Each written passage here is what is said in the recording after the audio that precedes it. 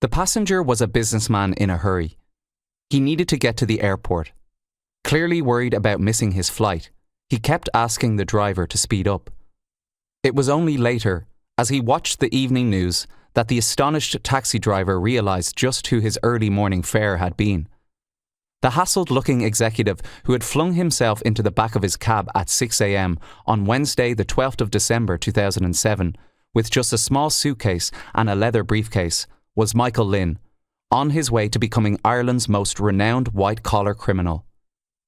That morning, Lynn should have been preparing to testify before the High Court in Dublin, where at 11 a.m. he was to face questions about a string of multi-million euro loans.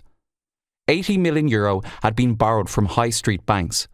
Hundreds of clients had paid for apartments abroad that did not yet exist. Regulators had uncovered disturbing evidence of fraud and misconduct. Still, everyone hoped that Lynn had promised that he could explain it all away. Instead, after weeks of relentless thoughts churning around his skull like bricks in a tumble dryer, he had made the biggest decision of his life: to vanish. And so he had fled.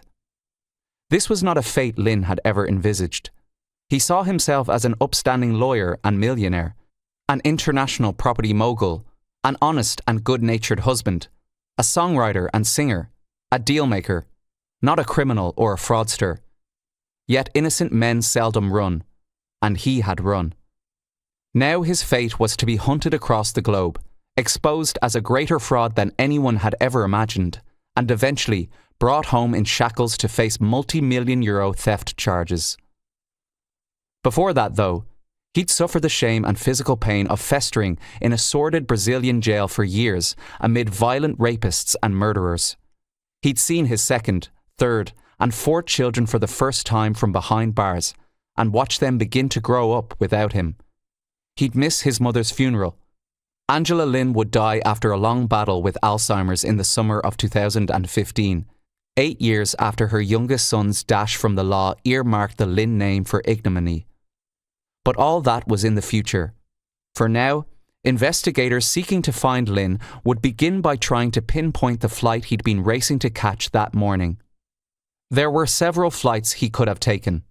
Aer Lingus flight EI 562 to Barcelona taxied towards the runway shortly after Lynn was dropped at Dublin Airport. Another flight departed for Malaga, in the south of Spain, at the same time. Both routes would have provided ample onward connections for Lynn, and either would have done. So too would a private jet. All the better, since it would leave no public trace or trail to follow. And Lynn had access to just such a jet, thanks to a €250,000 down payment he'd made to exclusive provider NetJets in September, enough for 50 hours flying time. Whichever option he chose, there was no turning back. Michael Lynn had sealed his fate.